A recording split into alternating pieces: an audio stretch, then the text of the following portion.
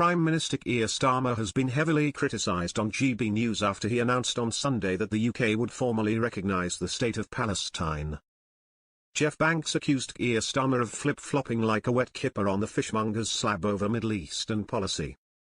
Speaking on the news programme, Banks argued it is impossible for Starmer to formally recognise the State of Palestine because there isn't one, believing that you can't trust Hamas.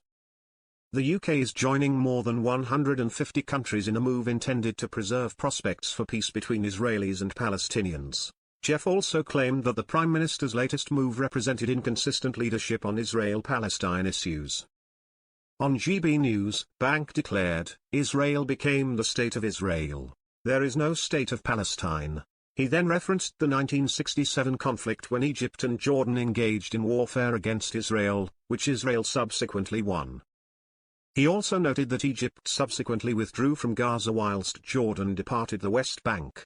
Banks pointed out that Israeli forces withdrew from Gaza and the West Bank in 2005, allowing Palestinians to govern themselves under what he termed a license arrangement. Put it into context, if we had 6,000 terrorists turn up at Glastonbury and do the same thing, there would be outrage. We would have reciprocated in kind, Banks described in a scenario. He also argued that Hamas could not be trusted as a negotiating partner and asserted deep skepticism about the chances of meaningful negotiations. Until that war is finally prosecuted by Netanyahu, it's impossible to sit down and have a realistic discussion, he expressed. Wading in on Keir Starmer to conclude his argument, he raged, "He's doing it because of wokeism in Labour and playing to the Muslim vote."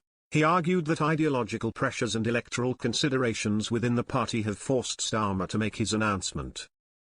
Banks also accused the Prime Minister of whistling to the wind and playing to the gallery instead of going for genuine diplomatic solutions.